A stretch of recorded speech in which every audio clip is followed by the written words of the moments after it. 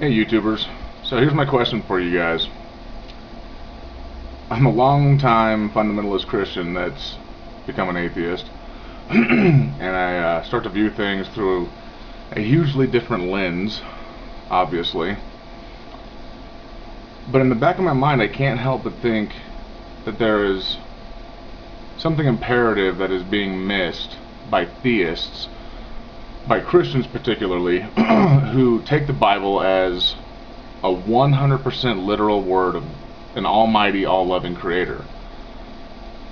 And the argument that I keep getting back is that you have to stop taking things out of context. Well, I think if taking things in or out of context, putting things in context, taking them out of context, wasn't an issue, we wouldn't have, what, 30,000 plus denominations of Christianity.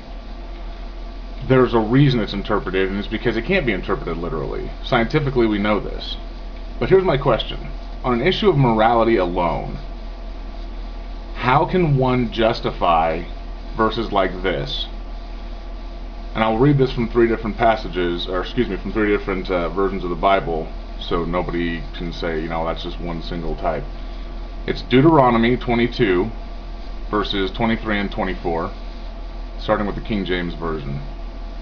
If a damsel that is a virgin be betrothed unto a husband, and a man finds her in the city, and lie with her, then ye shall bring them both out unto the gate of that city, and ye shall stone them with stones, that they die. The damsel, because she cried not, being in the city, and the man, because he hath humbled his neighbor's wife. So thou shalt put away evil from among you. Now, I'm not going to go ahead and read all the rest, but the other two I typically use for comparison are the NIV and the NAS. They're very popular.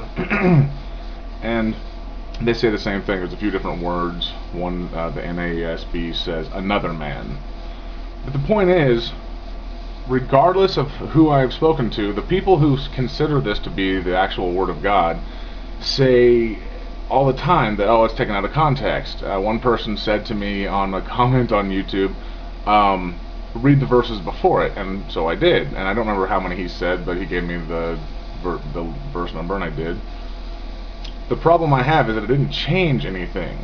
If anything, it made his case worse, because when you go up the list of verses, it says, it actually goes into specifics about if a man is found here, but they're not in the same town, or if this one is, what is it, if however the charge is true, no proof of a young woman's virginity, etc., etc. And I'm thinking, you're justifying killing a rape victim. That's what you're trying to do. There's no other way to put it. You think it's coming from a holy, benevolent, loving God, but you're justifying death. You're justifying murder. And you're justifying rape even.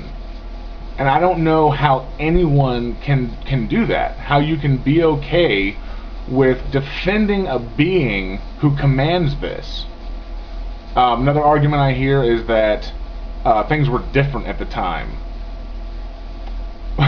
I would really like someone to explain to me how the difference in what year it is makes killing a rape victim or making her marry her rape victim, depending on which verse you read, I'll get to that in another video.